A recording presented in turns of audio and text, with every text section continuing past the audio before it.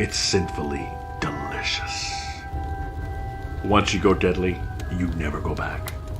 Order yours at getdeadly.com. Coffee's so good, it's scary.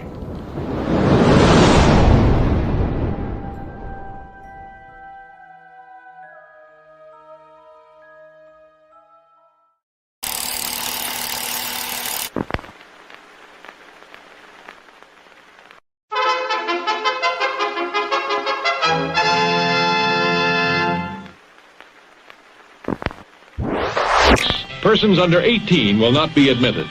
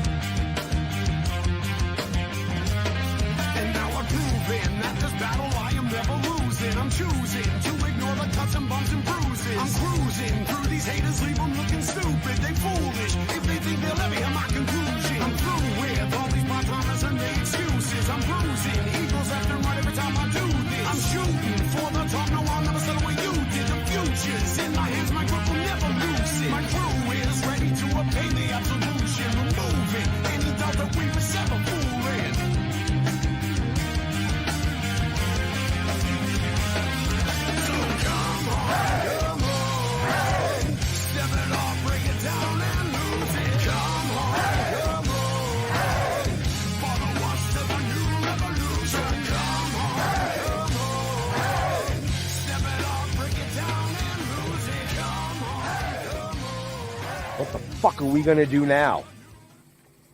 Get high?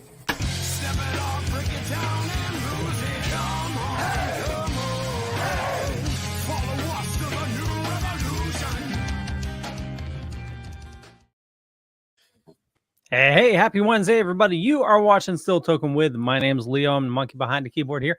We have an awesome show scheduled for you. As always, I'm super excited about this one. Here we go, Benjamin.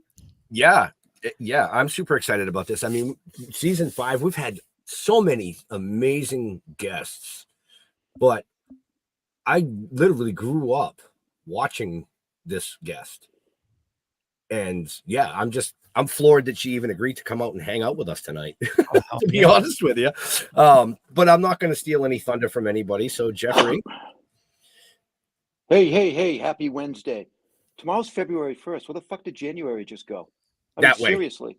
It went that way. Gone. Yeah. Gone. Yeah. Gone. It's in the show notes somewhere. Jeffrey the Sasquatch stole it. Oh, yeah, we blame the Sasquatch for everything. Yes. Right. The mini Sasquatch. Mini Sasquatch, yes. So, all right, cool. Let's get this going. Most people are going to know her as Nasty Nellie, you know. So let's bring her right in. Alison Arngrim. Welcome to the show. Thank you. Hi. I was just laughing here. Yes, where the fuck did January go? I don't know. Right? I had a birthday and it went like and now I like woke up and I'm 62 and I was 40 last month. I what happened? Yeah, I'm trying to figure that out too. I woke up and I was like, wow, I'm great. You know, I mean, you were born in 62. I was born in 63. So, right. You know, what happened? Where did it go? It is a blur. You know, well, that's why I squint a lot. You know? Oh, right. Isn't there something where like 60 is the new 40?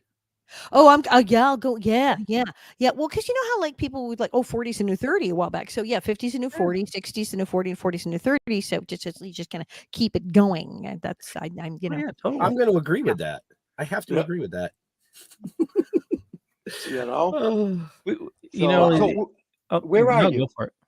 I am in beautiful Tahunga, California, which is I don't know if you know LA very much. I'm like above Burbank, west of Pasadena. I straddle Burbank and Glendale. That sounds weird, but technically yes. Okay. All right. Cool. No, I avoid California at all costs. You know, I'm a New Right. Englander. We don't go to California. True. Right. Wicked. We Wicked, we saying earlier, we don't Wicked have did any. that. We don't have the clothes to go to California. Right, because everything we- you're all bundled up. Yeah. Yeah, it's long sleeves, sweatshirts. Well, at least this time of year. And we Well, have true the that. decent lobster roll. So like, why? You don't have lobster rolls. There's no lobster roll. We have like lobster salad sandwich. It's not a lobster roll. You have lobster roll. We have Yeah, sandwiches. you where import them from have us. lobster on it. Right. We fake it. Like, and no one in California can make pizza either, by the way. It's like you have to search for actual pizza.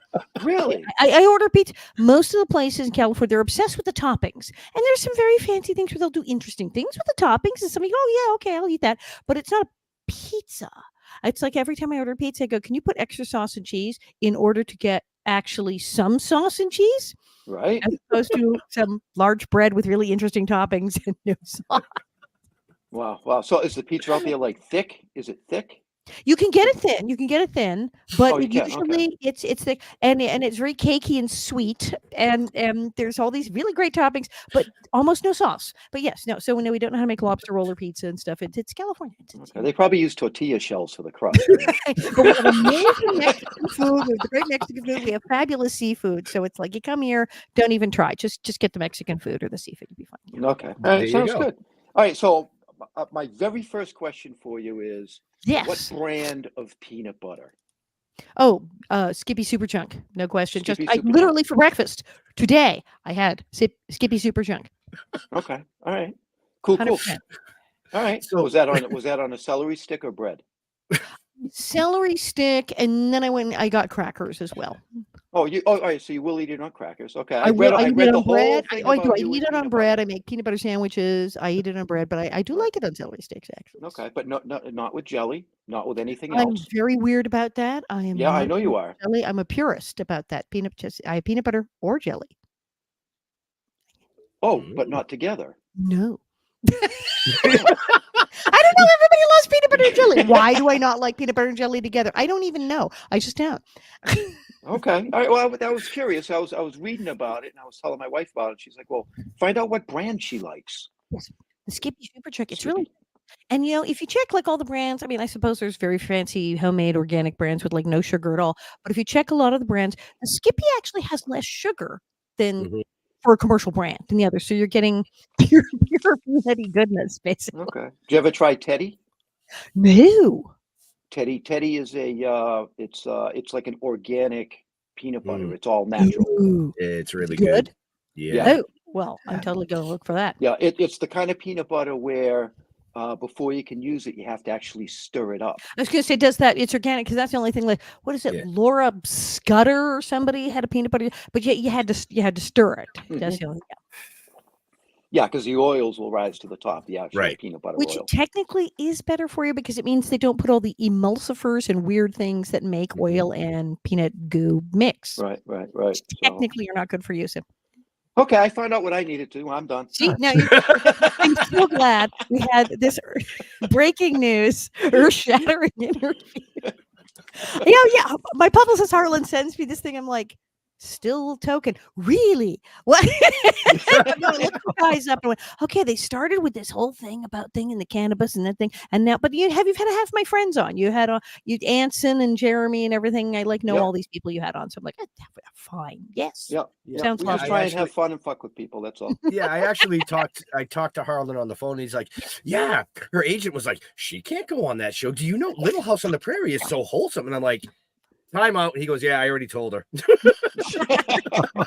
And was you're like- posing in front of the Olson's Mercantile here. I literally just got the most gorgeous backdrop banner made. A friend of mine, I'll plug Olan de La Paz, is painting a bunch of the Little House stuff for our big 50th anniversary reunion recreations. Mhm. And I was just at a show, my stand-up thing at the Sierra Madre, and he said, "Oh, do you want an Olson's Mercantile backdrop?" And it looks like that's it's stunning. You've done a Zoom thing with a photo. Yes. We use Very pretty. StreamYard, so I can change my backdrop. Very Um, pretty. yeah, I was like, oh, I got to do something. I have a couple of different ones I can change in between if I get bored. It looks like Leo just bugged out for a second, so that means he got a phone there's just call. 3 little pictures. Yes. Yeah, he got a Yes. phone call, I would assume, from the realtor. He's in the Yep. process of buying a house. Cool. So, Stressful but fun. right. So you Yeah. you did mention your stand-up, did. which is, I believe, is based off of your book. Well, weirdly, the book is based off of the stand-up. I know. Oh, It's everybody I know. They go, well, I wrote a book and now I'm going to have a one-woman show to support the book, like tour to support the album. Right. I started doing stand-up in one place or another at like 15, 16 years old. So I was all over the country and all over the clubs out here. And then I 40's the new 30. In the 2000s, I went, they had me come to New York and they said, you need a whole bunch of material for New York. You need, like, it's a club. And they're like, you got to do over an hour and a half. I'm like, who does an hour and a half? And I thought, a friend of mine had said, your act is great, but those stories you tell in the bar later are even funnier. And I went, he has a point. So I did all true stories. I said, I'm going to do this whole thing, Confessions of a Prairie Bitch, and tell all true stories from my life. It was hysterical. And everybody went, yes, we want that. This is what we want. And we did a question and answer segment, which of course everybody loves. So I went, I'm doing this now. And it became a thing. And then people said, people have been saying, when are you going to write a book? Since I was like 16. So I've been like making notes. It's going, that could be a good thing, a little synopsis. And then a literary agent, a really good literary agent, by the way, showed up at my show and said, is there a book to go with this show? And I went, yeah, there could be. How many chapters? He's like, I need 4 chapters. And I'm going, oh, look, I have 4 chapters. And he's like, yeah, no, that's enough. I said, I got a few. He's like, great. And I'd written like the long version of some of the stories. And next thing I know, I'm in publishers' offices in New York and making a deal. And it was lovely.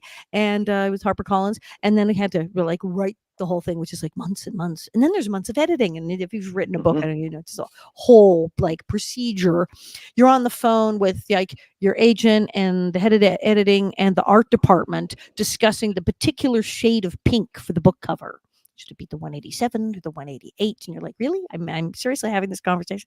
So, but it came out and it was great and people loved it. It was a big hit. And now people are like, well, now we want the show. So there's things in the show that are absolutely in the book, and there's some things in the book that are in the show, but there's things in the show that aren't in the book, and there's things in the book that aren't in the show. So essentially what she's telling you folks is you have to buy the book and then you have to go to the show. You have to do both. Yes. Right. You get the book. The link for the book is in the show notes. I'm assuming everything. Yep. The link for everything to do with Alison is in the show notes. So her website and everything, so you can see her tour schedules and where she's coming to. When Leo pops back on, I do have a picture of the book. Good. In you the can thing, see the particular shade of pink. We finally decided to go with. It's funny because it took us a little over 4 years to write our book. We did the cover for it. There it is. I wasn't concerned about no pinks or anything. We just kind of put it together. We self-edited it and put it out there. Right. Well, and nowadays that's really used to be self-publishing was like you had to self-publish, but now self-publishing is like a real thing because there's different levels of self-publishing, and there's like small publishers where you're kind of doing part of it and they're doing part of it, and then with Amazon and all the on-demand stuff, self-publishing is now like a thing because you can hire an editor and do this and that. So even if you're not you're an unsigned band, you can still put out the demo. If you're not with a huge publisher, you can still make it go. And there's people who did self-publishing whose books got picked up later and became wildly successful. So that is the thing now. When I did, I got a deal. Yeah. And audio books weren't the thing when the week my book came out. So oh yeah, I guess we'll get around to that. And then now people are recording the audiobook before the books come out. They finished the book, it's gone to print, and they're rushing off to the studio to record the thing. And that wasn't a thing then. So several years after the book's you want to make a deal for an audiobook? Yeah, I'll do that. And so now there's an audiobook as well. So yeah, a lot of people listen to audiobooks. Audiobooks are gaining in popularity just like podcasts are. Yep. The year my book came out, it was we'd had Kindle for a while, but it was starting to cross over right around the time where Kindle was literally now more popular than print. And now it's of course it is, because you can carry around 600 books in your purse. It's great. Which I never could understand. I mean, I'm an avid reader, but I like to hold a book. I do And I certain read books, a yeah. book. I read a book. I don't need 600 fucking books on a Kindle. I'm only going to read one at a time. There is that. I travel. I'm like, oh yeah, okay, great. So I have the thing. But certain books, I want to hold the book, and then certain books, certain like autobiography. Sometimes if they have like really good pictures, no, it does not look the same on the Kindle. The pictures don't look the Right, same. right. Right. So it's like, yeah, certain books is like, no, I'm gonna need that one in hardcover too. Yeah, Yeah, Right, see, I right, just right. wait for the movie to come out. It's easier. Wow. You knew I was going to say that. Wow. Wow. You Why are reported the movies never? Well, they can't. I mean, because if you really made a movie exactly like the book, it would be 17 hours long, the way things Right. are written in a book. And that's why, like, I felt so bad for the people who had to make Lord of the Rings and The Hobbit, because you've seen the books and the fans of things like Lord of the Rings, The Hobbits are. It's like Star Trek fans. Yeah, I'm they're one of 'em. obsessed, right? Yep. But it's upset. It's like, okay, on page 27, they tell this story here, and can't leave that out of the movie. You leave a character out of that movie. You leave certain things out of the movie. In the book, you'll have a whole segment of fans go, "What? Are you insane? You didn't bring the thing from page 30." And it's that kind of book. And so that's why we have 97 hours of sequels of the Lord of the Rings movies. They had to. It was the only way. Years ago, they tried and they came out with a animated. Yes. And then that was a huge failure. Oh yeah.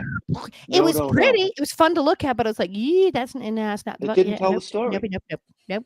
Right. Didn't tell the story. Yeah. Well, you can't do it in a movie when it's something like that. You have to do a series. You have to do like a limited TV series or something like that. Really because hard. you're right. 17 hours. I mean, that's 3 seasons. Yeah. Right. You know what I mean? No, there's often I read books and I go, "Oh, they're making the movie." I'm going, yeah, they're not going to put all this in there. And in today's world, it's it's kind of funny because you'll have a movie and then a book comes out. Yes, or you'll that's have a weird. book, and normally it's the book and then the movie. Yeah. But lately, it's kind of the movie comes out and then there's a book about it. Or now, then the other one is you do the movie. It used to be you did a play, and then the play became a musical, and then maybe the musical became a movie. Right. Now it's the other way around. You make a movie, and then you make a Broadway musical about the movie, and then you make a movie of the Broadway musical. It's so confusing. I'm like, it's called repeating the content for the most bang for the buck. Right. Ka-ching, ka-ching, Right. ka-ching, Well, just ka-ching. like in the Prairie, they're beating a dead horse. Like, so we did it like literally on our show. If you wanted to beat a You dead know? horse, we had actual dead horse. You could, it's Right. We released comic books before we released the book, even though Comic- it's written as a book. now there's movies. I mean, I try to go to a lot of things and I'll go, I don't remember, was this a comic book? I don't remember this character. Where did it's like, no, the comic book came out after the movie. I'm like, yeah. Right. So you never know today. You know what I mean? The thing that bothers me with the whole showbiz thing today is the trying to rekindle things from the 70s and 80s. Because they the don't redos very and well. the redos. It's like, be original, come up with something new. Right. And then we've had people who, there's a huge, hotly debated issue, reboot of Little House or no. And there's a group of fans who go, please bring it back, because they loved it, because it was a good show. It's like, Right. Here's our 50th anniversary. People are more obsessed with that show now than they were when it was on. I get recognized in the street more now than I did when the thing was on. I get Well, it's more 'cause you wore mail a wig. now. Yeah, I was wearing a wig because they tried curling my hair. I just said, my hair's not curly. No. And so they tried curling. I was, 12 years old and sleeping in curlers and coming in at 4 a.m. And they said, maybe we should just get a wig. And it looked great. It stayed curled during mud fights, going down hills in wheelchairs. It looked perfect, but it hurt like all get out. It was It made your extraordinarily. head bleed from what I was reading. Yeah, well, because there's a big metal comb, which you have Yep. to make it stay on. So I'm like, I'm surprised for 7 years. And they just jam that sucker in there. And then there's, I don't know how No many. wonder your eyes were always wide open.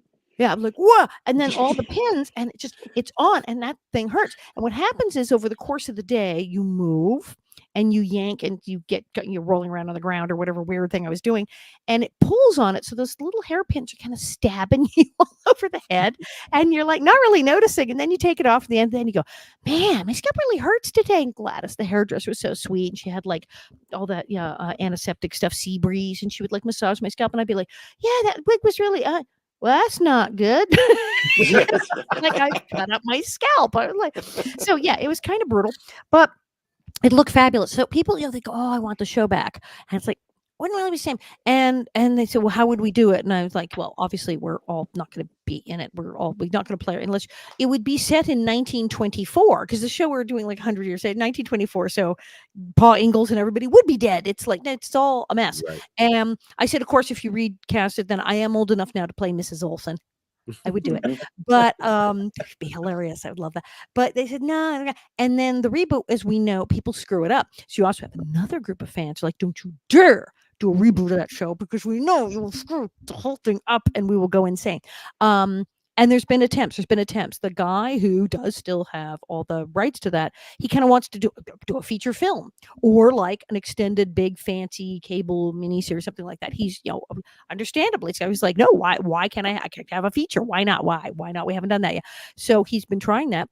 And it's been keeps getting attempted. Keeps like every few years we get an announcement. This is the one, and then it's like, well, we couldn't do that. So it's been going on for years. I don't know what they're going to do. And the problem is that when you run into the studio, you do have the people go, well, hey, can we make it like about a guy and his bear who live on the prairie? And does Laura have to be named Laura? It's and like Grizzly Adams. Right. And they just like go, woo! Look If they're gonna do something, let's just kick it into the future and do Little House on Mars. Well, I met a guy from Sri Lanka because it's in the show's like all over the world. It's like 140 countries. It's absolutely crazy. Oh yeah. So I met this guy from Sri Lanka and he lived in this tiny village and they had like electricity for 6 hours a day and they used it to watch Little House in the Prairie. It was completely bonkers. And I said, "What American shows did you get?" He goes, "Well, we were really confused because the only American shows we got at that time were Little House in the Prairie and Lost in Space." So we were deeply confused about America. Like, what time do you people live in? I don't know. Yes, Little House in Space. A lot of Star Trek people are big fans of Little House. Shatner, big Little House fan. His grandkids watch it. Jerry Ryan, 7 of 9, big Little House fan. We all were on the internet and various things going, "Wait, you watch Little House? I love Little House." They're all talking to each other. So yeah, so you could do a whole Little House in Space thing. I don't know. That's about how wacky we get. But what's the old joke? How many network executives does it take to screw in a light bulb? The answer is, does it have to be a light bulb? It's right. They will change, and so that's why a lot of people are like, no, please don't do the reboot because you screw it up. So if somehow, like the guy who has the rights, find someone who will not screw it up, we could conceivably have a movie or another series. But that's a tough thing to do. Luckily, a lot of us from the original show are remarkably still alive. I don't know how, but we are. And it's the 50th. So we're like, okay, what can we do? There's a lot of place booking. It's like the real Walnut Grove in Minnesota. They have a little pageant-y thing every year, and they did a nice thing for our 40th. They're having a huge thing for our 50th in Walnut Grove, and that's in July. But in Simi Valley, which is where we shot the outdoor scenes, well, that house, the Olson's Mercantile behind you, that was in those trees. That would be Simi Valley, California, where okay, they didn't like have roofs on them; they were facades. There was like nothing in there. It's just Right. But the outdoors, it was like 100 fucking degrees too. Oh my God! And I'm in 5 layers of petticoats and a freaking wig. I was like unbelievable. So we would be at Paramount and we'd shoot the indoor scenes, and they go, "Hey, everybody, it's Thursday. We're going to see me." And I'd be like, "Oh God, do we have to?" And they'd say, "Oh, it rained. We have to go back to this." Like, yes, God. It was insanely hot, and we were all like fainting and passing. It was really hard. Because we were dressed like it was 1800s, and it was California, and like in Minnesota, which is a bit cooler, and it was California, and it was 110 degrees. But it was absolutely bonkers. So what we're doing is we're going back to where we actually filmed it, and there's a big community center near there. We're going to have a big autograph show. We got recreations of the sets. They're going to have the little house and the church, and I think part of the Mercantile like actually rebuilt. So you can like climb up on it. And then they're doing facades, but like 3D painted like facades are going to trip you out of the house in the Mercantile. So you get on a bus and you go up, and this is where we shot, and you go, "Oh my God, holy crap, it's the house is there." And then we're going to have, and the number of cast members who like, "Nah, I didn't go to anything. Oh, I'm coming to this. I'm getting on a plane." They're coming, and there's going to be a ton of us and signing autographs and swag and whatnot and taking pictures. It's going to be quite fun. I mean, it's a big deal. It's a big deal. 50th anniversary. And I mean, we have people in the chat still talking. They still watch the reruns. I mean, it's one of those shows. I mean, there hasn't been very many shows on television that can actually say that they withstood the test of time. Well, there's shows that were on the same time we were that were enormously popular in the 70s, and they were very good. They won Emmys, and they were a big deal. It's like, where did crickets? They're not on DVD, they're not streaming, and it's like, where did they go exactly? You go on Facebook and you just Little House, and the number of there's the official fan site, there's the Little House fan site, and then there's the cast reunion fan site, and then there's the upcoming Little House fan event fan site. You go to these pages and they have like 100,000 members, 80,000 members, 200,000 members. There's like millions of people logging on to these pages to find out like where we're going to be next. Yep. I have a newsletter. I have the Nellie newsletter. We're at like 6,000 people. It's a teeny little newsletter because it's just bananas out there. It's bananas. So we're having like Prairie Woodstock this year. Now, has anybody ever looked into the possibility of like a movie? With like a us, Little like House on we're the like Prairie movie, right? Well, that's instead of recreating it, just do a movie. Well, that's Condense where it down. indeed the folks who have the rights are like, hey, we want a movie. We want like a big old blockbuster movie. And you could do, that's the thing is Laura wrote a lot of books. She wrote these books, Little House in the Big Woods, Little House in the Prairie, Little House in Farmer, blah, blah, blah, and it goes from when she's like 4 to when she's married with a child. So it's a lot of material. And there's people who say, well, we can make the movie about when they first have just left the big woods, but they're not even in Walnut Grove. There is no Nellie or Miss Beadle. They're out in the covered wagon, or they're in the woods. Or we could make a movie about Almanzo and Laura and baby Rose or when they're old and they're living in Missouri and she goes, hey, I think I'll write a book. It's all there. Right. And so you could literally make a movie about any section of her life and it would be like pretty good. It's like pick a chapter. But it's doing, and that's what they've been talking about that yes, that's what they love to do is feature film, but it is difficult. It's especially, we just went through a phase where everything that was green lighted or made apparently involved a superhero, an existing comic book, a made up comic book, a soon to be made up comic book, and if it didn't fly or blow up or turn into a car, stuff wouldn't get made. Now that seems to be settling down. Like we're going to the next phase of thing. We're going to make 9,000 movies exactly the same about. But so it's difficult with that to get Little House on the Prairie in. Right, but the fan base is there. The thing is the fan base is there. So oh my God, yes. And if it's done properly, it would be a huge success. I think. Yeah. If they made it right, this is like hear me, if they made it right, you'd pack the place. And then if you made a series, it would absolutely be a smash hit. People are just gaga. Like the number of people are showing up for even our like small events. It's thousands of people. Like I said, I just did this thing doing my show, Confessions of a Prairie Bitch at the Sierra Madre Place, lovely place, lovely 99-seat theater. We booked like 7 shows. They were all sold out. There wasn't. My friends were calling me, going, "I can't get a seat." I wait. Oh, I'll come see Alison on Sunday. There's no seats. I'm like, "There's no seats." Things are selling out. We have events in like April and May and June and all the way to November. And there's a couple of events that are in like June and August where they have like a cast dinner or cast present. It's this whole thing.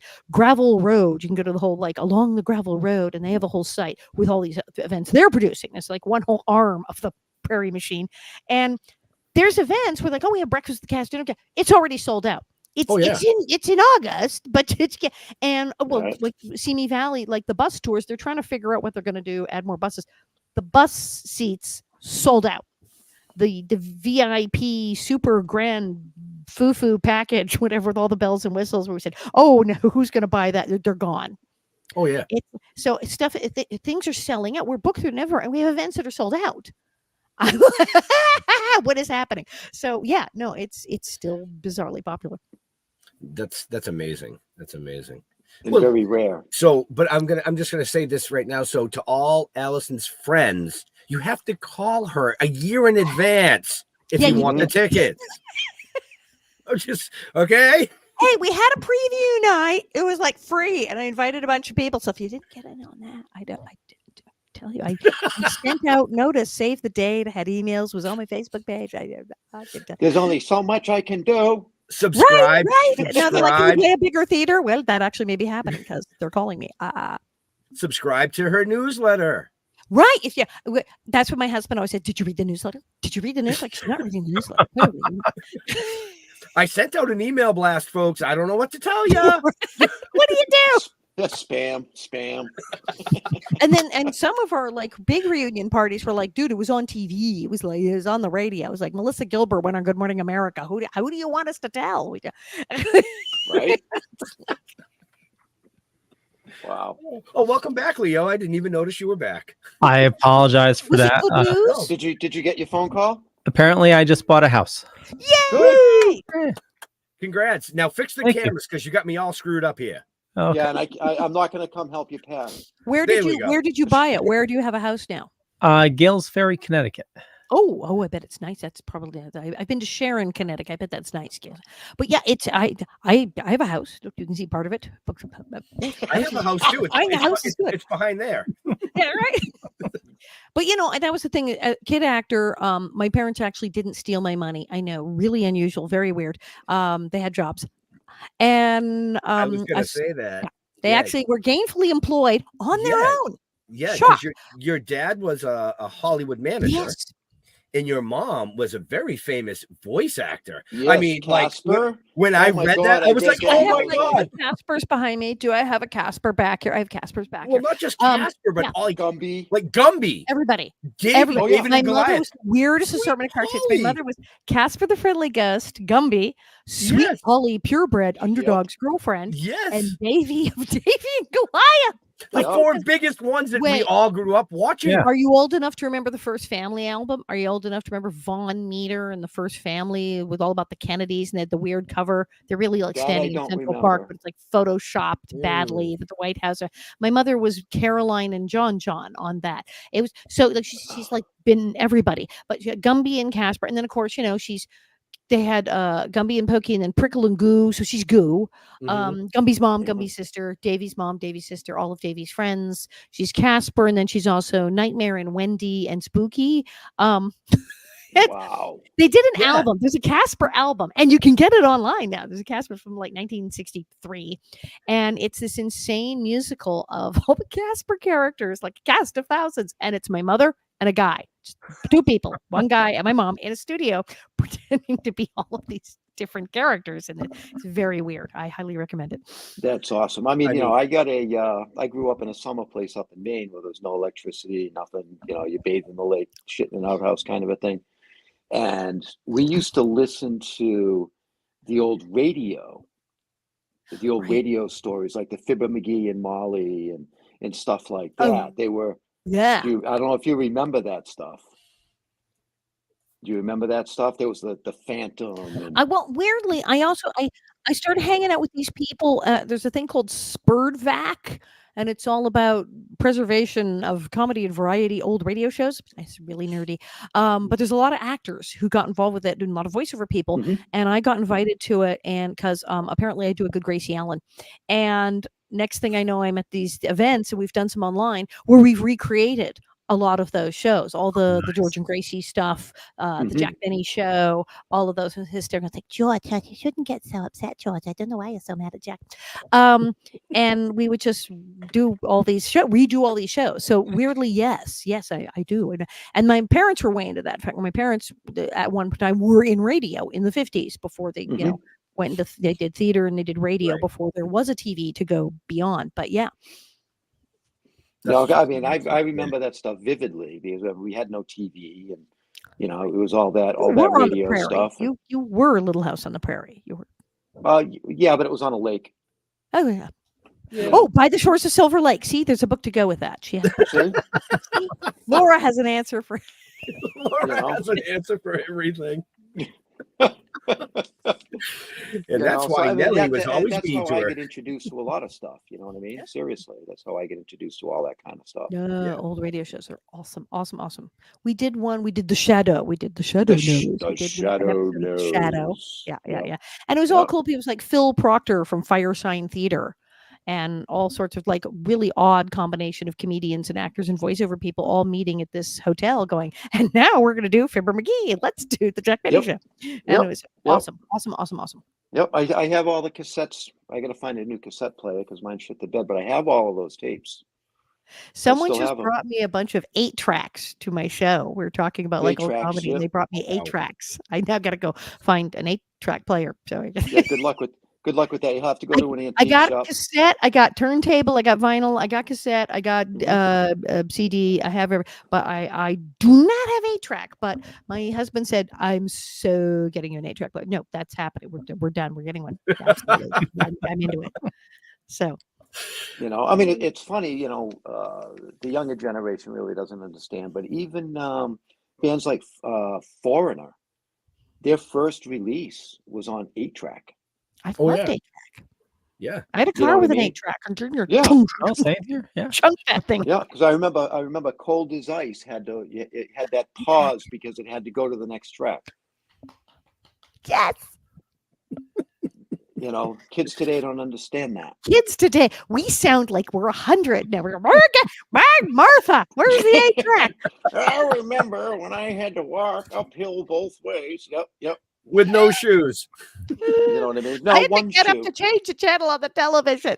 Oh, Right. true. Messing had the bunny God. We only had 8 channels on the TV.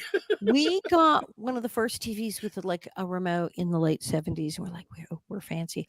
And except the remote control was not as it is now. It was a very primitive device. It wasn't like a thing that cable. What cable? There was no cable. So you didn't have like the cable. I remember when Channel Z, we were so excited. We had a box. It had a cord that attached to the television. But that was remote. It was a box with all these numbers and a cord. That was Channel Z.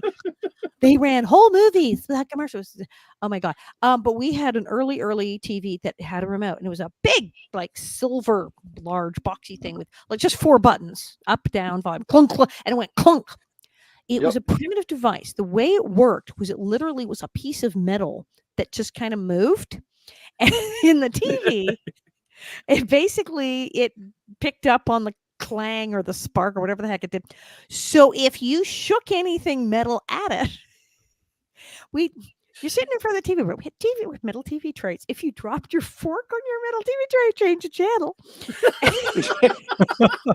And I had a charm bracelet, and we all thought this was the funniest thing in the world. I go, ding, ding, ding, ding, ding. Oh, there, channel 4. We're back. Okay, want to turn up the volume? Hold on. Ding, ding, ding, ding. Let me do my earrings. We could turn the TV off and on and change the channels with either a metal charm bracelet or with throwing a fork at a TV tray, which you can't do that. You can't do that now. No. So No. yes, I'm old enough to remember very primitive things. Yep. That's like the first video game I ever played was a film that was static, and it would static electricity stick to the TV screen. Oh. And you could change from Pong to racing a little car around the track. This was again, people paid money to go bonk, bonk, Bonk. bonk, Yep. bonk. That's it. That's all it did. Oh, and it's coming back. They just released. They re-released the Atari. And But have they made a movie about it yet? That's No, but I see one in the signing. There'll be a Yes. 3-picture sequel And look, deal. There's Yes. 4 people on the screen. We all get 25%. Yes, that's it. There was the a movie. Tetris movie though. Oh my God. There was Right. a Tetris movie, yes. Yeah, there that was. was really good. It was like espionage, like like with the Russian government, trying to like stop the sale. It was Okay. So Pong, you have the game, but it's a tennis championship. And Yes. then there's a tennis thing, and there's an online component, and then the Russians are hacking in to the thing to screw up the score of the tennis champ. Okay, how much are we getting? How much are They steal the ball rate? is what they It's do. They steal the 25% ball. all the way around. See? Pong the movie. We're doing this. Right? Pong the movie. We're going to get Sounds you pretty people to fucking go to the boring, theater actually. for an hour and just go doink, doink, doink. That's what I felt like when I saw Blair Witch Project. Is that like the dumbest thing?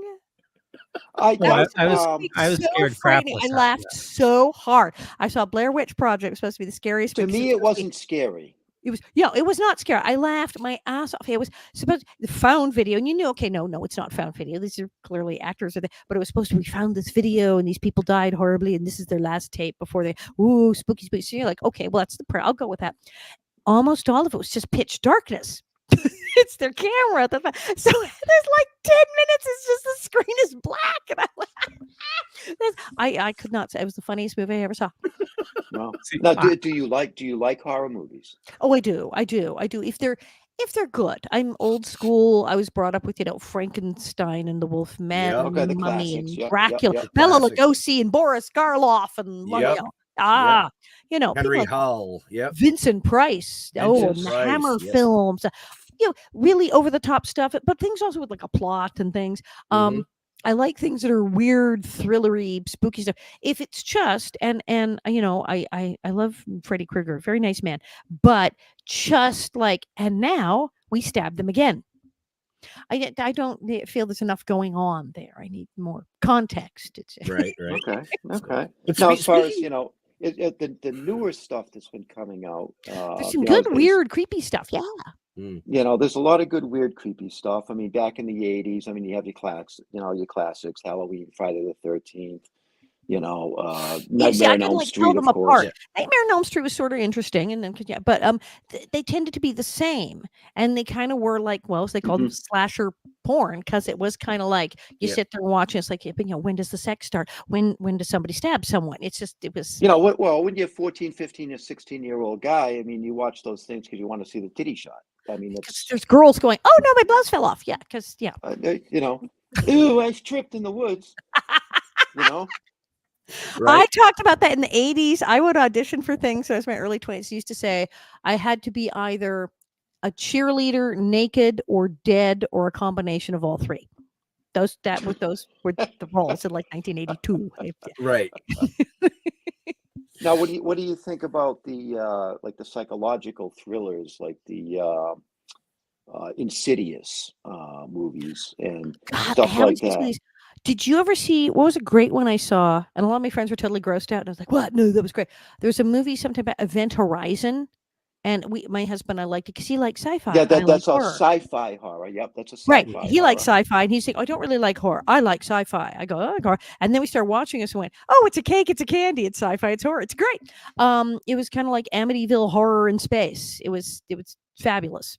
And all right. I like Now, that one very much. Now, what about like the Alien and Aliens? Oh yeah, those are great. Yeah. I love the alien movies. That great story, very visual, fantastic. Yeah. You know what I They mean? put And some I, work and in. I, They put I some work always into it. I always promote Sean Burkett. We had him on our show. Yep. His latest release was Stranded. Yeah, that was good. But Yeah, it was good. Yeah, it was really good. It's a Bigfoot movie. Yeah. But before that, he did. There's enough good Bigfoot movies. Oh yeah, no, this one was good. I love Bigfoot movies. Yeah. You I know, saw a some of them really are corny weird, as hell. dumb Bigfoot movie, and it was weird because we looked it up on the internet, and it said it was one of the top 10 greatest Bigfoot movies ever made. And then I went, wait, how many Bigfoot movies are there? So I guess that's why they. There's a lot. Actually, there's a lot of Bigfoot movies. Some are There should really be more. bad. There should be Some more are really Bigfoot bad. movies. Some are really good. You know what I mean? But Sean was involved in a movie called "Don't Fuck in the Woods." Brilliant, because that is kind of the plot of most horror movies with the cheerleaders Yes. and the kids at camp. Essentially, that is the point of most of You know, these horror it films. is That a actually horror works. comedy. You know what I mean? Yeah. It's just brilliantly done. I love the whole storyline. You know, it's a creature who hates the smell of sex. It's Bigfoot these days. Okay, you see now I can go get this online, right? I can go watch this. Is Oh, yeah, streaming you can go- somewhere? it's on Oh my Tubi. god, yes. Okay, good. Yeah, it's fantastic. I'm just gonna say right now to Harlan and to Allison's agent, sorry. It was supposed to be a wholesome show. Well, now you've got people asking questions. I'm seeing endless blurbs. Do you have people asking? Should we answer one? Is there anybody who's blurbing has like a question they're like dying to no know? I questions. could It It's was it's all, whether or not it's a comments. It's a lot of legitimate question. Yeah, it's a lot of comments. Good. See, they're lot of very good involved comments. in this whole Prairie Madness thing. Yeah, my older sisters know. took lessons from you. Somebody said. Ooh, yikes! Oh, you're awful people. Oh, how awful! Took lessons from you. Oh, someone said, Event "Oh my Horizon. God, Event Horizon was awesome." Yes. Yes. Right. Yeah. So there's a lot of comments, and that's why you'll see him just Leo puts them up Cool. quick. That's good. They're Yeah, involved. we like They're it. We involved. like I it that. when our viewers get involved. You know, so for you, all you watching, if you do have a question, you know the deal, man. Put it in the chat. Leo might see it. If not, I'm right I here. might see it. We'll get it up, maybe. So There's a plug in the podcast. So I have a thing, the Alison Arngrim show, where I interview various celebrities. Really fun. But now there's the 50 for 50 for the 50th anniversary, 50 shows for 50 years. Me and Dean Butler, who was the adorable Al Manzo, Laura's husband on the show, and a marvelous woman named Pamela Bob from New York, who's very, very, very funny. And she wrote a web series called Living on a Prairie, which is hysterical if you have not seen it. It's about a woman who's obsessed with Little House on the Prairie. I play her therapist. Oh, great. Yeah, it's a riot. And the three of us do this thing, and we're interviewing people. We're like experts on Laura Ingalls, people from the show, just everything. Did Bon Jovi have an issue with that name? 50 for 50? No, Living on a Prairie. Living on a Prairie. You're right. There you go. Well, it's living on a prairie. It's spelled, Prairie. So I was just curious because he can be like, I don't know. He's invited. He could come, be in it. I think she would have him. But it was awesome. So we're doing a whole podcast now. Me and Dean Butler, and you can catch us. We're all over the place, 50 for 50, and we're great fun. And we're starting to answer people's questions. We've been getting so many. We're going to take. So I believe I have that link in the show notes. But where can people find that show? We're doing it out of UBN Go, and it's everywhere. It's on YouTube and all the fine podcast services near you, Apple, whatnot. Yeah. So it's strictly podcast. Yeah. Okay. I mean, there's video when we do it. So if it's a like YouTube or on the platforms where you can see us, you'll see us, and if not, you'll hear us, and we're hilarious. So I was reading that you're actually a big wuss. Compared to Nellie, kind of, yeah. I mean, I was really shy as a kid. Who's afraid of moths? God, yes, moths. Yeah, they creep me out. They're weird. I know. Someone said, but aren't they just like butterflies that they're from caterpillars come out at night? And I go, yeah, but they're weird. Like there's a moth at night, and you go to like swat it, and like this weird dust. What is the thing that comes off of them? Butterflies don't do that. They don't shed like weird crap when you go to swat them. It's like, ew. Moths are weird. No, and then if you have moths, they're nothing more than a fluffy butterfly. They're fluffy, but if they're the right kind, they're eating holes in your clothes while you're going, oh, look, a moth. Then you go in the closet, and your Goodwill suit is like ruined, and it's like, do you ever see a lunar moth? Oh, those are the ones. Don't they like kind of almost glow? They're like huge. Yeah, jump out a window probably. I hit one when I was driving to Maine one day. I had to pull over to clean my windshield. It was like a bird splatter. Are you sure it wasn't the Mothman? I would jump out a window. I would just, I'm not afraid of spiders. I'm not afraid of snakes. I'm not even afraid of mice. I'm not even afraid of rats, which is really weird. I've been in situations where it's like, oh, look, a rat, and everyone is just like up a tree and on the chair, and I'm like, but moths, God, I can't deal with moths. Fluffy butterflies. Fluffy butterflies. Ew. Oh my. Wow. I started reading all this stuff. I'm like, wow, this chick's fucked up. Well, as I like to say, I am a classical, what do they call it? A screwed up ex-child star, but one of the few who has not been to Betty Ford or shot my dealer or posed for Playboy. Well, I wanted to bring that up a little bit.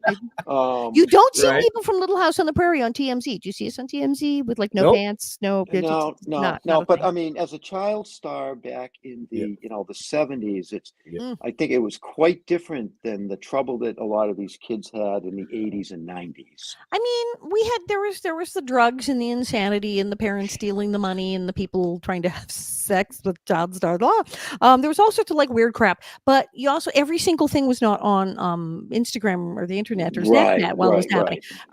Melissa Gilbert and I have joked about that. Oh, thank God there was no internet when we were teenagers. Like the things that you didn't get to see all over the internet. Thank heavens. Also, when being old, I remember we had the National Enquirer. That was the big deal. We didn't have TMZ. The National Enquirer. And you was like, oh crap, try to stay out of the Enquirer. Or if you're in the Enquirer, get a nice positive story. Here's Alison in a bikini or something cute. But try to avoid the Enquirer caught you doing fill in the blank. But if they did, you had days, because what was it? The magazine was like put to bed, as they said, on Thursday night and like came out on Sunday. So you had several days. If you got caught falling down a bar Saturday night, you had until the next Thursday for your publicist to talk them into pulling that story and not running it. Whereas now you fall down outside the bar and TMZ is there with someone has a phone and it's Right. immediate. It is a video. So it is much more difficult. And then the internet too, they'll pick a weird topic. It's like, pick a topic, discuss, and they'll pick like a really weird random suddenly it's like, well, I heard that so and so doesn't like oranges.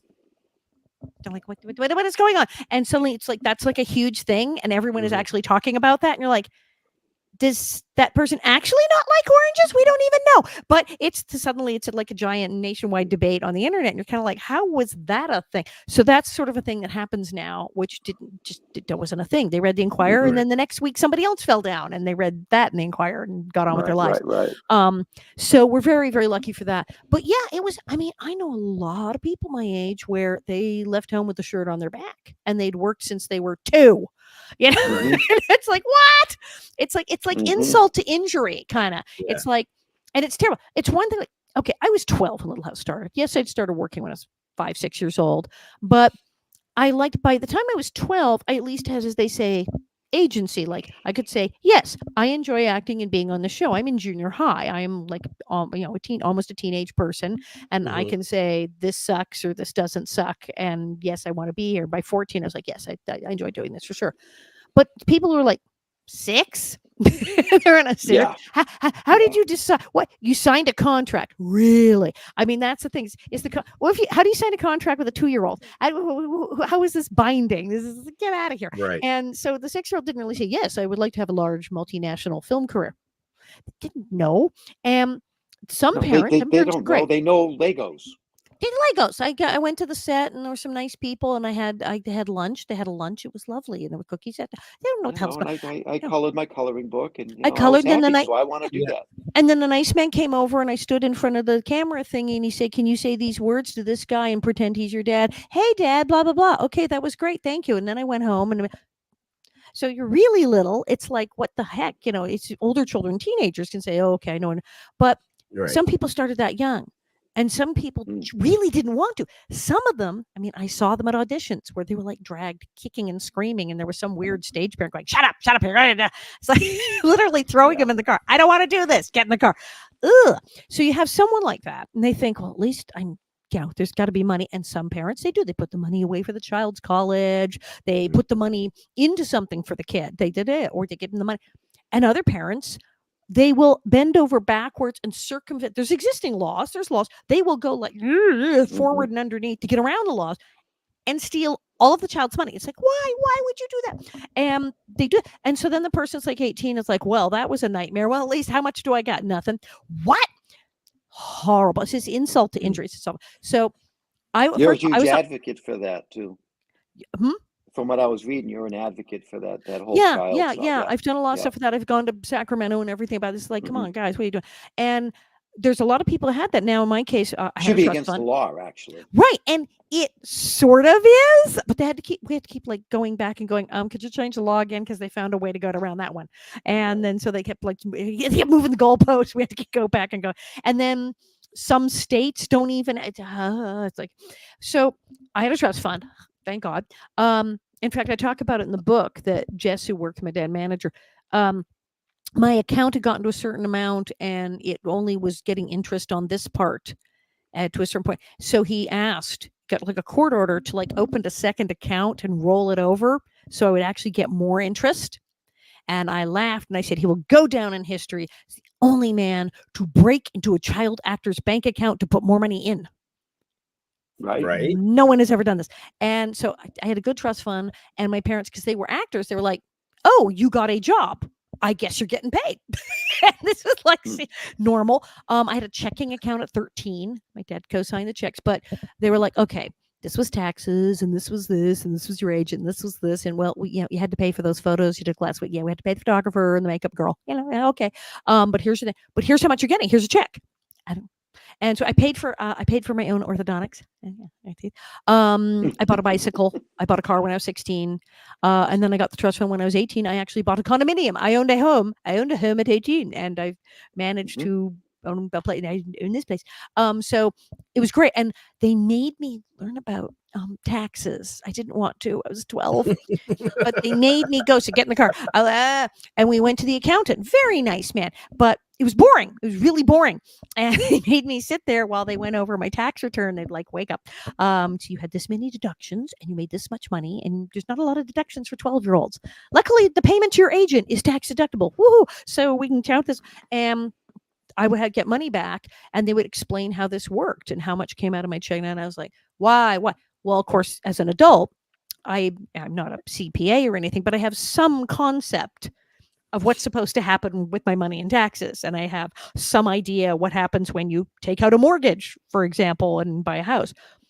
And I have friends who are, well, they're literally my age and they still don't know this stuff. They're should be still taught in bumping schools. into, It should be a right? mandatory course in Yeah. schools. Ugh, You know just what I mean? even, And the name of even the just course like a should be week-long thievery. workshop, anything. Anything, Yeah. something, because everybody's just thrown to the wolves when it comes to that kind of Right. You turn 18, they're like, and now you will magically know these things. No, you won't. And so that's why you see child stars blow their money if they do get it. It's terrible. A lot of people I know to get money, but my parents were like, this is this. And now, okay, you're getting trust fund. We're going to get a real estate agent and look at condominiums. We're going to what, who, the where. And it's like, this one's lovely. It's a 2-bedroom. It's got a view. I'm like, sure. So, but that was the thing. At least I knew how stuff worked. I knew what property taxes were by the time I was 18. So I had some concept, which has really done wonders for me over the last, 50 freaking years. I know some people my age that still have no concept. There's no clue. It's hard. It's hard. And I mean, I have an accountant. Well, that's because they keep changing the rules. They do. And my husband, we have a lovely accountant, because there's things we read them and go, yep, have no idea what that means. So, call the nice man who has a degree. But we at least know what's supposed to be there. And Right. and it's and when he explains to us, it means this, and that's why we're going to do this. Oh, okay. So we can follow the bouncing ball. Right. So I was reading something, and this is actually one of the last questions I have for you. Okay. As I age, things happen, but I was reading that, when I stain my shorts, you could get that out. Actually, yeah. I can get anything out of anything. You see, weird skill amongst my many skills, stain removal. I'm not sure. My father was a big neat freak. My father was like a cuckoo Felix Unger neat freak, and he could get anything out of anything. And now I know that was a weird way to lead into it, but I thought one-man dry cleaner. But these things happen, and and so I learned, and it's like I was doing a play, and they brought over a shirt, and the guy was doing. He was so upset. He's like, "This came out of the cleaners. Look, it's completely ruined. It looks like somebody dipped it in coffee. What happened to the shirt?" And I'm like, give it to me. And I'm off in the kitchen, and he and my husband are talking, and I'm in the kitchen screwing around the sink, and I come back out with a white shirt, and he's like, what the hell?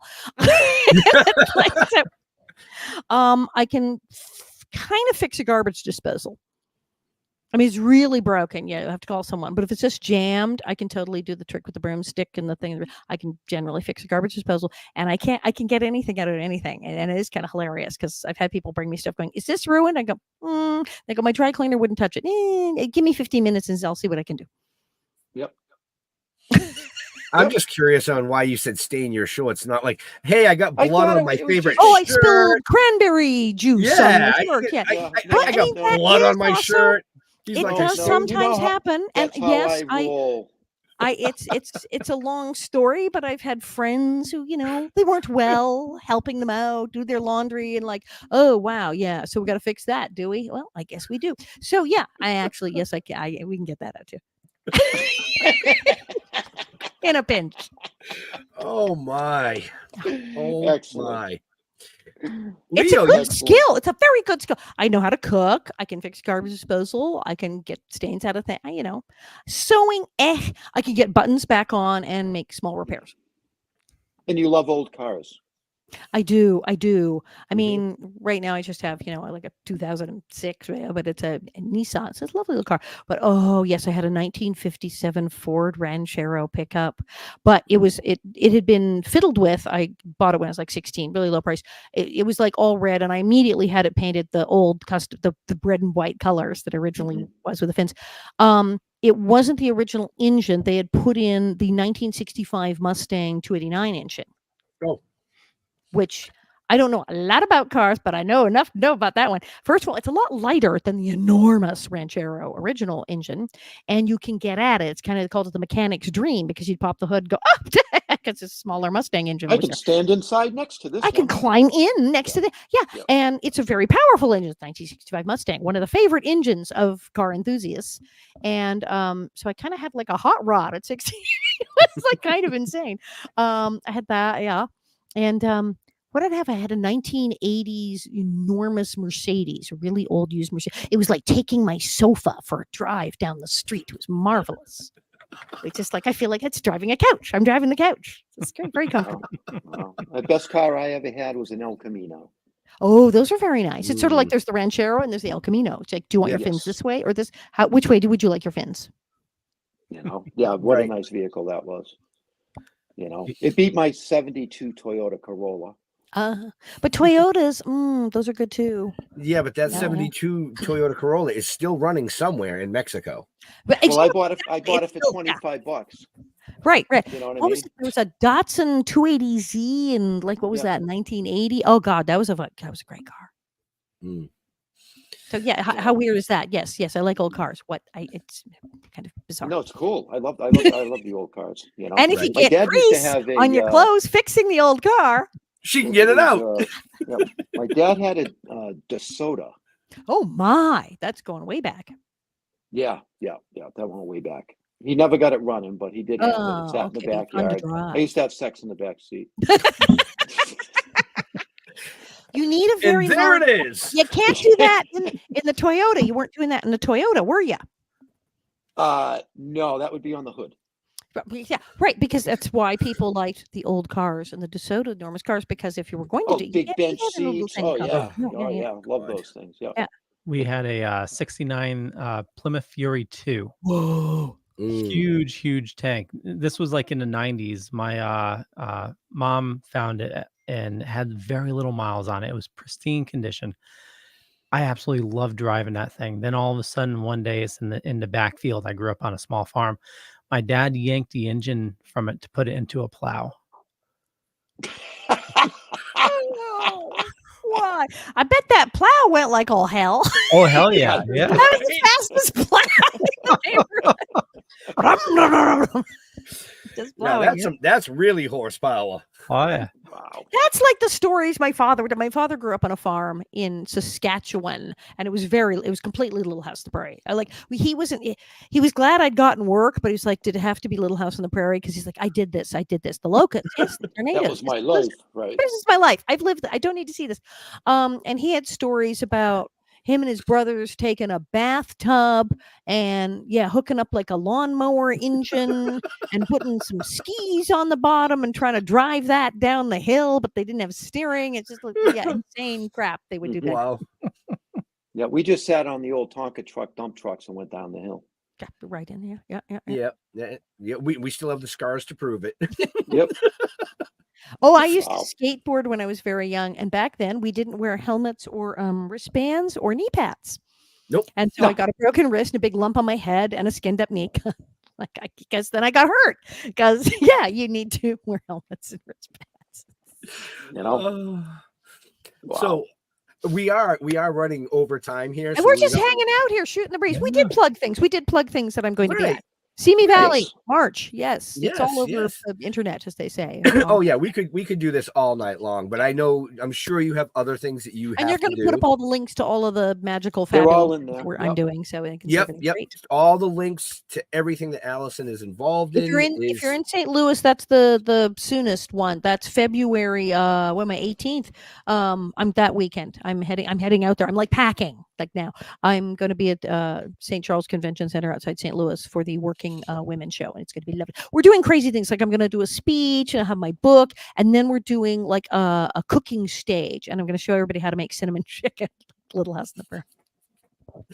And then she's going to have another event where they do the 50th anniversary reunion. Huge, yes. And at that event, she's going to show you how. Yep. She's going to show you how to get your shirts clean. You know, I really should. That might be a thing. Maybe we should set up. It might be a thing. I haven't done that. I've done like cooking on stage. The new thing is, what's coming back is tie-dye. Right? I used you to do love reverse tie-dye and take the stains out. Right. The whites are whiter in like a little pattern. And so Leo, I know you have another show that you have to record later tonight. It's And like you've work. been very quiet. So you were very excited about this show. So I'm sure you have at least one Can or ask. two questions for our amazing guest. He's just so happy he bought a house. I know. Right? My wife texted me. She's on the way home. I've been getting texts all throughout the show with congratulations and but yeah, absolute honor, like talking with you tonight, even though I didn't talk that much. But I believe I met you at did you ever do Chiller Theater? Oh God, yes. Yes. Yeah. Yeah. Yeah, we chatted a little bit there, and Oh, cool. I talked about how my first wife used to watch your show all the time, and Now, and, this and buying a house, you make sure, this is gonna sound weird, take a nap, drink a lot of water. I was like, what? I bought a house. On lists of most stressful things in life that can like happen to you, or in some of them being good, that can cause severe stress on the body. There's like death of a parent, and then it's like buying a house. It's like, wait, buying a house is good. Then it's like getting divorced, having someone die, and you're like, wait, what? Buying a house, it's a big deal. And your nervous system goes, what are we doing? And all sorts of chemicals are released and stuff. And I remember when I read that, I went, that's crazy. And then I remember when I bought my condo when I was 18, I like had a scalp condition for a week. Like my scalp started flaking. Like, what is going on? And it was my hairdresser. She went, you're buying a house, aren't you? I was like, what? How do you, what? She knew. Right? So yes, you may have to moisturize your scalp. well, thank you for that advice. But yes, you're going to have to make sure you get a lot of rest. Take it easy, because shockingly, even if it's the perfect house, the house you've always wanted, you got it for a steal, it's still like insanely stressful buying a house. Yep. Yeah, It is. You know why? Oh. Because you got to pack up all your shit and move it. Oh my God. Moving. Hire a moving company. It's easier. Ben, Jeff, I thought you were going to come down and help me. Oh yeah. You got get the Yeah, truck. I'll come down and help you as long as we're not booked at an event. I mean, we're starting to book up. So Remember yeah, when we I'll all tell you used to what, move Leo. by like calling a friend with a truck and saying, I have beer? And that was Yeah. the moving plan. I got beer and pizza here. You want to come over? Yeah, I got beer. Oh, where are you moving I'll to do a now? swap with you, Leo. I'll do a swap with you. I'll come. I'll give you a day. I'll help you move. You come to my house and give me a day so that I can get out of my house for a day. He needs a Fair. babysitter. Yes, Completely fair. An adult babysitter. an adult babies. Yes, Okay. yes. Oh God. But on that note, Leo, we do have to let our amazing guest get back to her real life. I got stains to get out. Garbage disposals to fix. She's got dinner to cook and stains to get out. Well, we'll wrap things up. I want to thank everybody for watching this fine evening. You know me, you know how to find me. Just Google me. That's the best way. I run a little thing called the Dorkening Podcast Network. Head on over to thedorkening.com to learn more. And Alison, where do you like people interacting with you on the social medias? I'm all over the place. There's a website called bonnetheads.com. BONNETSHEAD. Bonnetheads.com. I am on Facebook. I'm absolutely on Facebook. I'm Alison Arngrim. I'm on Instagram like crazy. I'm Alison Arngrim there. I'm really easy to find. I have a newsletter. If you go to the website, or you can go email to loosegravelprod@AOL.com, or you just go on the website. There's a clicky thing. And you can get the newsletter, the Nellie newsletter. You get an email once a month. And I have a store, and it's a whole bonnet heads at Square thing, and you can find that on the website, and you can buy bonnets and autograph pictures in my book and swag and stuff. Oh wow, that's awesome. I was just thinking you should have bought up here in New England. There was a old town that was selling like a old general store, and I love that. yeah. We may hey, the year's not out. We may all wind up coming from the show and doing an event there too. There we go. Right. That'd be awesome. I would love to see you up here. Right. Cool. Hang out with you. As far as Watertown, Connecticut. end of Watertown, August. Connecticut. Last weekend in August. Yeah. This last weekend of August, I'll Last take weekend of a August. ride out. Me and Ben will take a ride out. Yeah, if we're not booked at an Absolutely. event. Even if we are, I'll take a ride out. Okay. The fuck. All right, sounds good to me. You know, All right. Why not? Go. I'm not I afraid. might have some stains that need to be removed. Bring your laundry. You just bring your laundry. Bring your laundry. I was going to go for the food. So no, Alison, I want to thank you for joining us. It's been a ball. Don't Google me. Don't just go to stilltoken.com or Token with the Dead on Facebook. There's Instagram, there's Twitter, we're on TikTok. I don't know all the bullshit. I don't know the names, so that's because I it is what it is. You know what I mean? But everything's on stilltoken.com. The animation is in progress. The book is out. Make sure you get a copy of the book, Token with the Dead, on Amazon, Barnes and Noble, or come see us in an event. We'll actually sign it for you. I don't know why. Why would anybody want a signed copy of anything we do? I have no idea. But anyway, there you go. We'll see you next week. Benjamin. Yeah, pretty much what Jeff said, But for Alison, folks, it's on her website. I'm just going to say it's on her website. So go there, get off your butt, go see her at an event, at one of her stand-ups, buy her merch. Yeah. Have her sign it. I mean, come on, folks. 50 years. 50 years. Wow. I was a year old when it came out. Wow. Hey, I see an animation. Remember.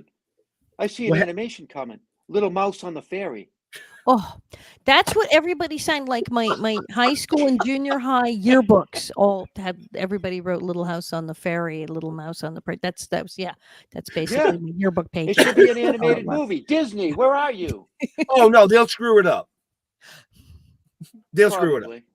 You got to go to Pixar might be able to do it, Yeah, but that's Disney. Yeah, but it's a subclass. You can't. No, you gotta get away. So, but no. Or the Muppets. Muppet Little House. Right. Oh, now we can talk, because real quick, Jeff and I are affiliated with Bill Diamond, and Bill Diamond was Jim Henson's right hand. Literally. What? Like literally. Literally. He worked for Jim, not for Henson Corporation. Wow. And he's still affiliated with them. And he's also affiliated with all those greats that you mentioned. Bela Lugosi, Vincent Price. He's actually very good friends with Price's daughter. Oh, I met her. I met her at an event in Ohio. She's marvelous. Yes. So we could talk about a Muppet type thing. Muppet. But anyways, that would work. I want to say thank you to Alison for hanging out with us tonight. Like Jeff said, stilltoking.com. You can watch this again and again and again. It'll be on there tomorrow. It's also going to be on all the other platforms. The podcast will be out this Saturday for this. And yeah, to all our veterans and first responders, we want to thank you for doing what you do so people like us can do what we do. Stay safe. We'll see you next week. Bye. Peace.